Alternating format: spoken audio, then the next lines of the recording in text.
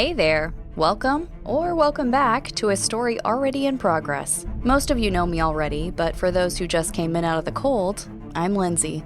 Little bit about me, I used to be the host of a late-night paranormal radio show called Circle City Supernatural, but that was back when I was still a resident of planet Earth. Don't worry, we'll get into that. Anywho, CCS was a call-in show for people with weird stories. Well, because of one particularly weird story, I started down the rabbit hole of all rabbit holes. You see, there was a shadowy, sinister plot unfolding in Circle City, and I was onto it now. So what was a girl to do? Why, start an investigative podcast, of course. I launched this on the side with a man named Joseph, who was already in deep on all of this. He and I spent the first 3 seasons uncovering terrible secrets, delving into forbidden realms, and doing battle with otherworldly creatures. It was a real hoot, let me tell ya. Oh, and along the way, Joseph and I somehow, some way, found the time to fall in love and get married. So there's that. Now, during all of our many adventures together, we met and befriended some extraterrestrial visitors, humanoid creatures with butterfly wings and glowing eyes. We called them Strangels. Stranger, angel, you get it. Anyway, these flying aliens came to our planet by way of a magic portal, a wormhole controlled by an ancient relic. As you can imagine, there were some shady characters here on Earth who wanted to get their grubby mitts on this artifact to control the doorway between worlds for themselves. They tried to capture the Strangels, but Joseph and I, being the stand-up folks that we are, helped the aliens escape. In return, their leader, a fierce beauty and warrior named Maevalesse, May for short, promised to come back to assist us if ever we needed it. And wouldn't you know, true to her word, May returned just when we needed her most. It was actually the same high-powered people who had tried to capture the Strangels, who were now after Joseph and I, so the Earth wasn't safe for any of us anymore. We went with May through the portal to her world. It's important to note that the Strangels' planet had advanced only to about its medieval period, so imagine castles, swords, all that. And here in this fantasy realm were my new husband and I to have our happily ever after. But we weren't exactly welcomed by the natives. As soon as we stepped into their fairy tale world, we were arrested. To think, we'd helped the Strangels escape our own people, only for us to be captured by theirs. We were very confused by this. I was to demand an answer, but first I had to switch on the field recorder that I always carry for this podcast. If I'd realized in that moment that this would be the first recording ever made by a human on an alien planet, I would have chosen my words better. What the actual flip? What is going on, May? So here's the dealio. Humans had been to their world before, once in ancient times and once in the more recent past. And during both visits, our people had tried to take the place over. They were still trying to take the place over. Very rude, I know. But it wasn't just our intentions that we may be hiding. It could be something else, something potentially worse. Disease. The pair of us could have brought a contagion to their world for which they had no natural immunity. May explained that we had to wash and then quarantine for several days, but only after we'd handed over our clothes to be destroyed. Do they really have to burn my wedding dress, though? Your ridiculous garment. It is a nuptial vestment? Yeah, May. Joseph and I got married. Ah, splendid. Then you must also take this time to consummate your union. May? So that's May. She has no use for tact. It's actually charming once you get to know her, and because my husband and I did know her, we trusted May and did as she instructed. We followed all of her instructions. Anyway, on the following day, the Strangels brought us some of their clothing to replace our own. Joseph and I now looked like we were off to the Ren Fair. I love your dress. Ooh, it's got pockets. Is that important? Oh, sweetheart. There's 2 things all women want. The first is respect. The second is clothes with pockets, and they seldom get enough of either. The Strangels had given us a cabin to stay in at the base of the mountain they called home, on a high shelf of which stood their castle. While we quarantined, Joseph and I discussed this other world. I mentioned at the top that my husband was in deep on all of this long before little old me came along. He told me that the Strangels believe that their mountain is holy, that their god uses it as his footstool while enthroned in heaven above. It should be said that the mountain peaks among the clouds, shrouding it quite literally in mystery. But more than that, when looking to it, there was something to be sensed, to be felt, even by those who were strangers here. You feel something when you look to the mountaintop, don't you? Something, yeah. So do I. It was extraordinary, and we spent the rest of our quarantine thinking about it. Once we were deemed well enough to stand trial, we were taken from our cabin into the mountain castle. We were trespassers here, and the pair of us had to face the consequences. Oh, I should explain that when May came to get us from Earth, she had done so against the wishes of their overseer, another stranger by the name of Bruceval. I know. Maevalesse, Bruceval, every name is a mouthful. And if that wasn't enough, we were about to be joined by two of May's other companions by the name of Flodoorwen and Rhemigrayne. Ugh, these names. Is there like a 3-syllable minimum with you guys or what? So I came up with nicknames. I took to calling them Bruce, Flo, and Remy. May was annoyed with me. Lindsay, you must understand that our names carry significance, and to shorten them is a disrespect. I get it, but at first you didn't like me calling you May, and now you love it, right? I do, in fact, continue to loathe it. Oh. Anyway, Bruce, the big boss, who they call the Keeper, was set to banish Joseph and I for our intrusion. May, too, for bringing us here. But then her buddy Flo intervened.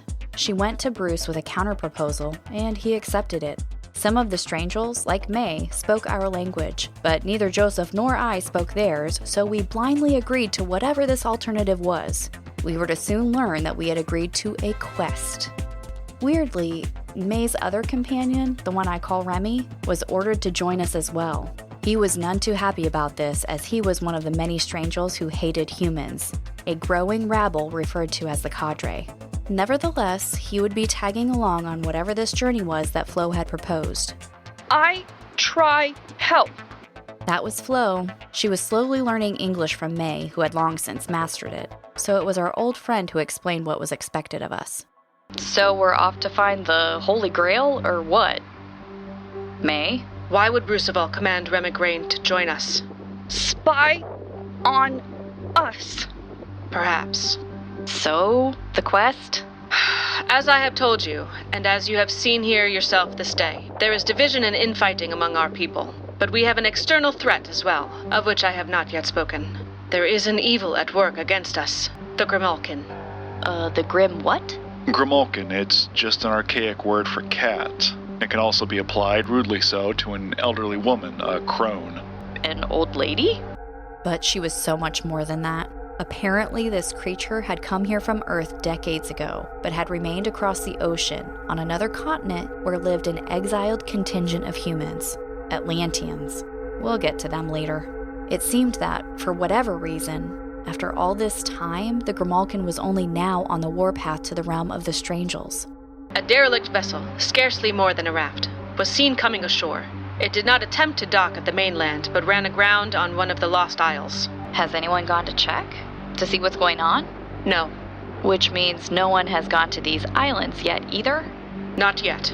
Oh, because that's for us to do. That's the quest we've been given. If we are successful, I will be absolved of all my wrongdoing, and the pair of you will be inducted into our citizenry. And the cadre are okay with this? They don't expect us to make it back. So, if this Grimalkin thing only looks like a cat, what are we thinking it really is? All we really have to go off of is the old superstition. What superstition? That black cats are witches in disguise. A superstition that had to come from somewhere. Maybe from the Grimalkin. So this was, maybe, the OG Black Cat Witch, which meant she was probably very ancient and very powerful. And lucky us, we had to go fight her. Even still, the quest sounded better than being cast out into the alien wilderness, so when I had the chance, I pulled Flo aside. Thank you for what you did back there with the Keeper. Home for you soon. Sweetheart, I sure hope so. But how to get to these lost isles, this archipelago that lay off the shore of the mainland? From the mountain, it was a considerable journey. The Strangels were winged people, but not us humans, so instead of flying to the coast, we rode. Rode what, you ask? Well, these people had domesticated a certain breed of animal. These were huge, lion-like creatures called manticores. They were terrifying, and made more so when May told us that if we were not careful, they could turn on us. All right, here we go. Are you seriously not afraid of them? No. Why? Are you? Yeah. Look at them. I'm a fun-sized snack to these things. They are not carnivorous, Lindsay. See? Plant eaters. The manticores are herbivores. Manti-herbivores. Yeah, I got it. But you also said they could kill us, May. Yes, that is true. But should they kill you, the manticores will not then consume your flesh. Oh, great. That makes me feel so much better. Thanks. They were highly intuitive creatures, we were to learn. Before a rider could mount one, he or she had to first establish an emotional bond with the animal. And that started by naming them. I let my enthusiastic husband go first. I will call her Lamray, after the legendary horse of King Arthur. Very good. Lindsay? I will call him Jellybean, after a hamster I had as a kid. Whoa. Okay, easy. What's wrong with them? I think I startled them. May? This is good, my friends. The manticores respond well to laughter, as they understand the meaning of the sound. See how she inclines her head. Joseph, make your approach. Lamray is inviting you forward. Joseph's manticore recognized his good nature by his laugh and let him mount because of it. So I tried to copy him. Ha ha ha ha ha.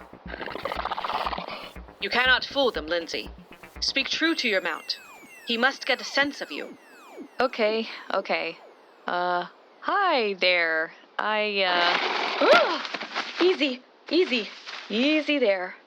Oi. Is this because I named you Jellybean? It's not that bad of a name. I loved that hamster. He was my best friend. My only friend, really. When I was young, we moved around a lot, so it was hard to make friends, you know? Harder still to keep them. But Jellybean, good old JB, he was always there waiting for me when I got home from school. I just loved him so much. Jellybean let me into the saddle, so we began our training, learning to ride the great beasts. There wasn't much time to practice though, as the quest had a certain amount of immediacy to it. We'd no sooner had all of our supplies brought to us than our little group set off. May had her own manticore, but Flo and Remy would fly above us as we rode. Before we could begin our adventure across this alien world, however, I had to first embarrass myself. Ride like the wind, Jellybean! Each day, we traveled across the primeval landscape, and each night we'd make camp around a fire. It became a common occurrence for me to stir in the night, finding Flo already awake and muttering to herself. What are you doing? I pray. Cannot sleep. So I pray. Oh, okay. Like, for protection or Forgiveness. forgiveness for what? Coward. I coward. What? We had been told that the Strangels made us quarantine because when May and her companions returned from Earth the first time, when Joseph and I had helped them do so, one of them brought back a virus. This infection killed him, as well as several others. During the outbreak, Flo had fled the castle, not returning until the sickness had passed. Now she lived in shame because of it. Apparently, many Strangels had fled the disease, but there was one among them who never even considered running away. She not leave. Not Maevalesse. She stay. She help sick. Maevalesse brave. Not like me. You want to be like her? Training with the spear, speaking my language? These are things Maevalesse can teach you. Cannot be taught. Courage. It took courage to go to the Keeper. You likely saved my life and my husband's. Thank you, Lindsay. Good friend. You are needed here. Whereas Flo was a sweetheart, our other traveling companion, Remy, he was a real pill. Like I mentioned earlier, he was part of the cadre, that is, one of the many Strangels who hated humans, who wanted nothing to do with us. I suppose it was inevitable that Remy and I got into it. Whoa, you kissed your mother with that mouth, dude? Look, Remy, you know I don't speak Elvish or whatever, so just stop. I hate your food and hate your language. Taste of both like rot in my mouth. Okay, take a bow, drama queen. So, yeah, Remy needed to work on his people skills. But even with growing division among our little group, we stuck to our mission, probably because none of us had a choice in the matter. We ventured deeper and deeper into this world, to lands scarcely known to the strangers and even less so to a couple of off-worlders. It was here, in this uncharted territory while making camp one night, that my husband and I discussed what we were doing out here. Not the quest, but this podcast. Kind of feels like a waste to even be recording. You still should, though, just in case. But even if by some miracle we can get the audio to Sylvia, I'm not sure what she'll do with it. She'll release it as the podcast, of course. Sure, but what is this podcast now? It doesn't even feel like a podcast anymore, let alone the same one as before. It feels different. Yeah. Well, it doesn't have to be exactly like it was before. I mean, who cares if we're not out here fighting monsters anymore? Ready your weapons. And that's when we were, of course, attacked by some big, gnarly monsters.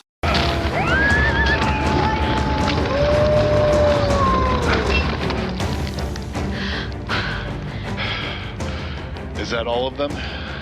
We were victorious, but there would be no celebration. What are these things? They look like wolves. May? I do not know. What do you mean you don't know? How can you not know?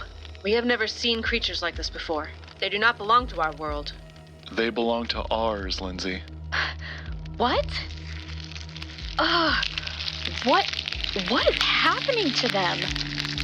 They began to rot. The monsters split open and melted grotesquely. Beneath their hideous exteriors, they revealed an even worse horror. It's a man. A human. One of the Atlanteans? This is transmogrification. These are lycanthropes. Werewolves? This is the work of the Grimalkin. If she can turn herself into a cat, I guess it makes sense that she can turn these guys into dogs. So they picked up our scent. They were not tracking us. They came from up ahead, from the way we are going. They were sent from the Lost Isles? Sent to kill us before we got there. But that means... No, that can't be right.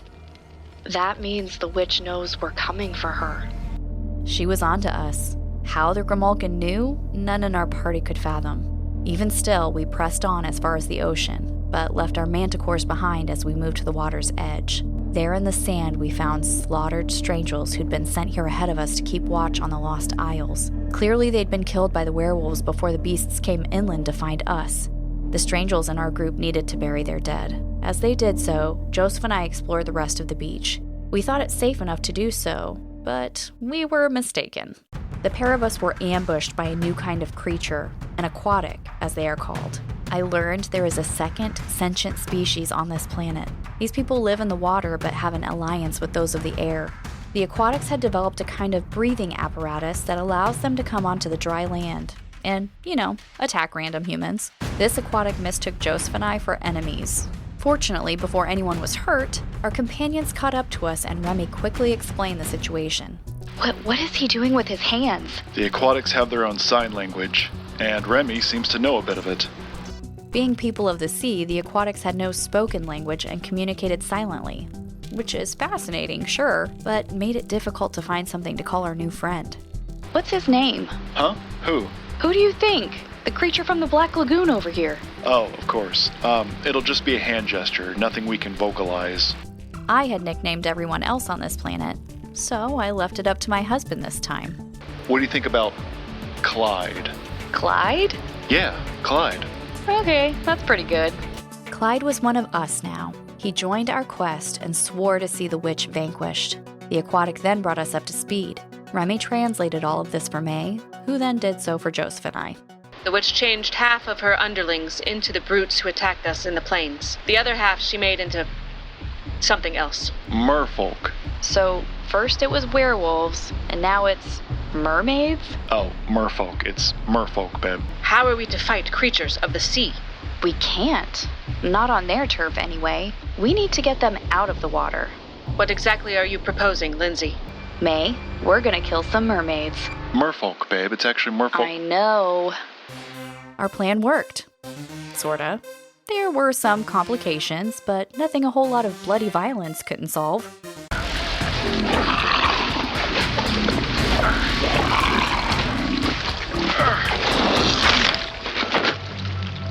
Once again, our group had triumphed, but once again we could not enjoy it, as we then saw, out in the foggy ocean from one of the central islands of the archipelago, an unnatural, eerie glow.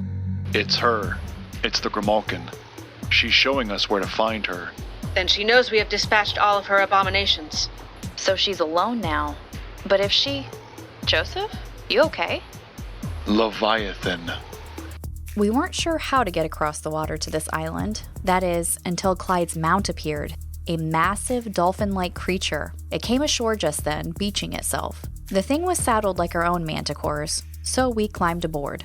The Leviathan then carried us across the surface of the ocean to the archipelago. We thought it wise not to take the witch's bait, not to go directly to her, as it was certainly a trap that she had laid. No, we landed on another island and moved stealthily from one to the next, to sneak up on her if possible. We used what remained of the bridges that interconnected the island chain. These had been erected long ago by the previously mentioned Atlanteans, those ancient humans who once lived here. Before they were driven even further into exile, the Atlanteans had rebuilt their civilization on the archipelago, making each island a Neo-Atlantis. But this realm was long abandoned and destroyed. Our group moved through the ruins of their cities, Clyde directing us to a bunker of sorts where we could make camp safely. And as before, I woke in the night to find the lighted eyes of Flo already open. The girl could never seem to sleep, haunted as she was by her past. Must find way to prove self to others, to Maevalesse, to you. You don't have anything to prove to anyone, especially me. The next morning, we moved on from the bunker, crossing more islands, getting ever closer to the center of the archipelago, to where we knew the Grimalkin awaited. The march we made was difficult, but it was most difficult for May, who had grown up on the Lost Isles. You see, she is not a pure-blood native, but is actually half Strangel, half Atlantean. She was born among the enemy and trained to kill Strangels, but then she was rescued and given a new life. The always stoic, always guarded May finally gave us a peek behind the curtain when she was forced to confront her past. She did so inside the arena of a vast coliseum she'd wanted us to avoid. There, on the floor of it, the skeletal remains of a winged figure lay. The revelation of May's childhood was horrific. But they did not love us as parents, nor teach us as such. We were instead trained, hardened. Sentimentality was a weakness. It will come as no surprise to any of you that I was their best student. Even still, I was not like them. None of us were. So even as they sought to take our souls, some of us held on to them, even shared them with others. Friendships were forbidden, and when discovered, pit the two offenders against one another in a battle to the death, thereby resolving the problem. Is that what happened here, May? I happened here. What? You? You did this? Who was this? I only knew her as my dearest friend, a sister, and they made me kill her. We were only children. May took all that awakened fury into the battle ahead. We finally came to the centermost island and confronted the Grimalkin. As mentioned, she'd once been a sorceress who disguised herself as a cat, but at some point she'd tried to reverse the process. However, there had clearly been an interruption halfway through, so that what awaited us was a grotesque creature, half feminine, half feline. Her powers to transform had evidently dimmed over time, but her other powers were as strong as ever. The witch could conjure waves of energy from the ether. This was the glow our group had seen from the mainland shore and followed here. Now we understood it to be her weapon, and not one any of us could counter. Even though we outnumbered the Grimalkin, we could not bring her down.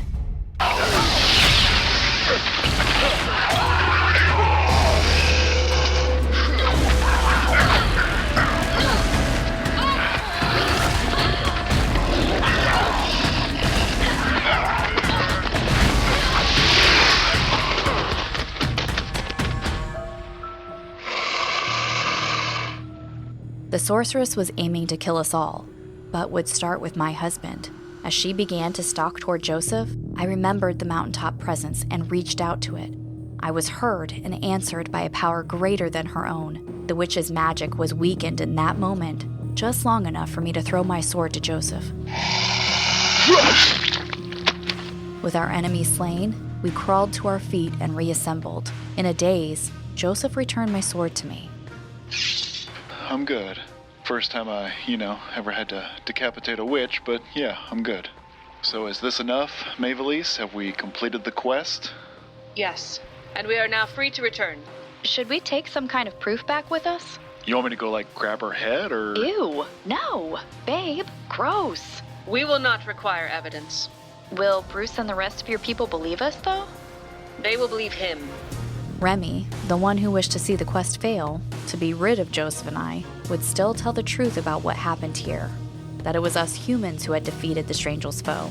But, as we learned on the journey home, the witch was only one of their enemies. And not even the worst. It was May who realized it. Deceiver! What? Whoa, May, what's up? Maevalesse? Betrayer! May? What? Confess it, Flodoorwen! What is she talking about, Flo? She's mad. Yeah, I can see that. No, insane. It is not I who has lost her reason, but you. How could you have done this? Maevalesse, what are you talking about? During the sickness, when she left the castle, she did not do so in cowardice, but to journey across the sea to find the witch. You have been in league with her all this time. How could you do this to us? To me, you were my friend, my sister. Sister? I see what you do to sisters, Maevalesse. You no sister of mine. You half-breed filth made by monsters to kill my kind. I am the world of your poison. Flo, now revealed to be a traitor, then explained how she had made an alliance with the Grimalkin. Flo had promised the Grimalkin power, but had only been using her. She was to get the witch into the castle to wreak absolute havoc before slaying the sorceress herself. The witch was to have unwittingly given the Strangels a fresh demonstration of Earth's evil. It would have been a terror attack. Flo wished to strike fear in her people, to sway all the Strangels to join the cadre and adopt their isolationist ideology. Then would the portal between worlds remain closed forever.